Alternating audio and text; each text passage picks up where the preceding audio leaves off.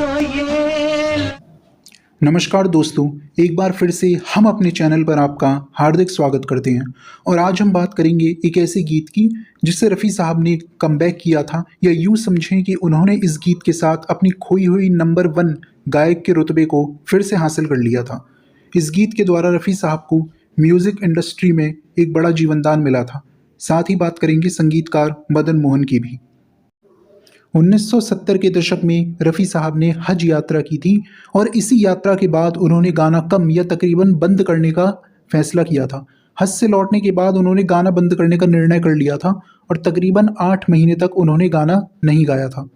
70 के आरंभ में किशोर कुमार अपने चरम पर थे। एक के बाद एक उनके गाने लोकप्रिय और हिट हो रहे थे। रफ़ी साहब ने संगीतकार नौशाद के कहने पर दोबारा गाना गाने का निर्णय तो कर लिया था, लेकिन उस दौर में रफ़ी साहब को काम मिलना कम हो गया था। इसमें कोई शक और शुबा नहीं है कि उस दौर में रफ़ी साहब को लीड सिंगर के तौर पर काम नहीं मिलता था। और एक कारण यह भी था कि वे अभिनेता जिनके लिए रफ़ी साहब गीत गाते थे, उनमें से अधिकतर अपनी उम्र के ढलान पर थे। नए अभिनेता चाहते थे कि किशोर कुमार उनके लिए गाएं। रफ़ी साहब उस दौर में मायूस हो गए थे क्योंकि अधिकतर संगीतकार उनसे किनारा करने लगे थे।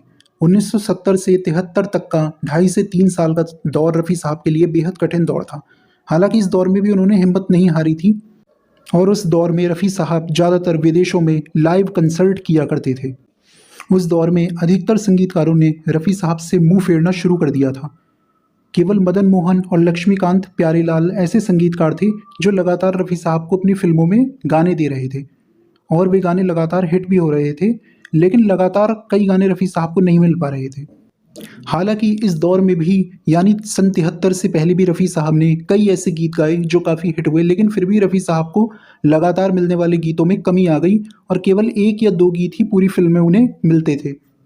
इस दौर में रफ़ी साहब ने कई फिल्मों में कुछ हिट गीत गाए, जैसे कि आन मिलो सजना का टाइटल सॉन्ग और हीर रांझा का लोकप्रिय गाना ये दुनिया ये महफिल मेरे काम की नहीं।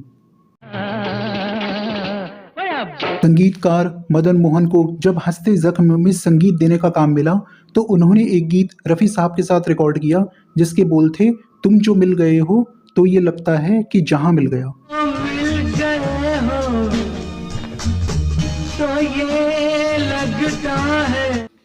हालांकि रफ़ी साहब को ये अंदाज़ा नहीं था कि ये गीत उस दौर में बेहद हिट हो जाएगा।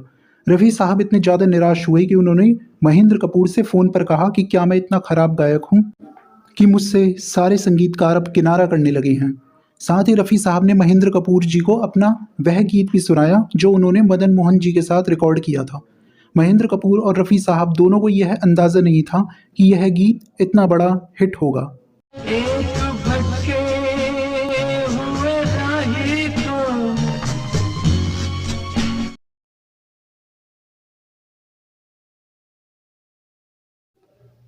इस गीत को लिखा था कैफ़ी आज़मी ने।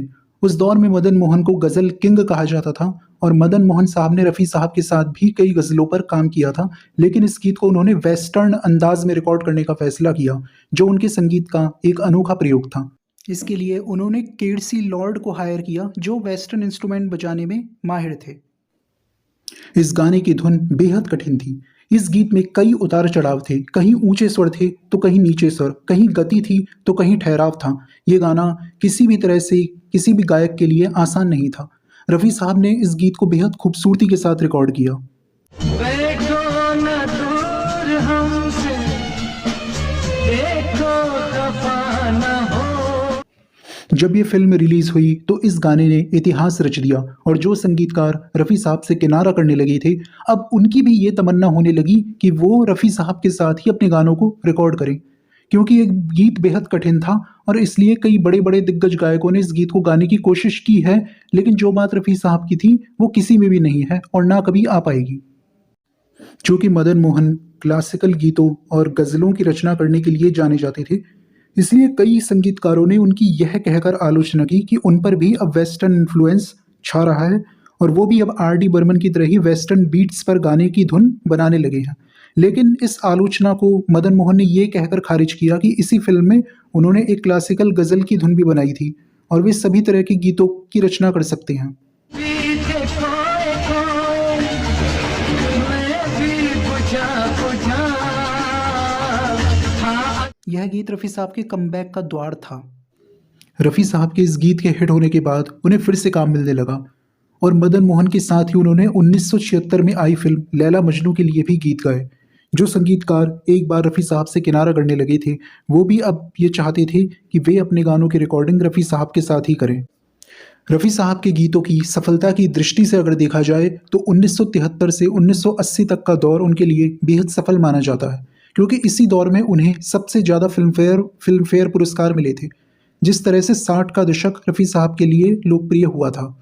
हालांकि 70 के दशक में किशोर कुमार का वर्चस्व था, लेकिन इसी दौर में टेक्नोलॉजी के साथ साथ गायन की शैली भी बदल रही थी और इस शैली में भी रफ़ी साहब ने खुद को बेहद खूबसूरती से ढाल लिया था। ये हमें उनके R.D. बर्मन के लिए गाए हुए गीतों से साफ झलकता है। आज के लिए इतना ही। अब हमें इजाज़त दीजिए। धन्यवाद।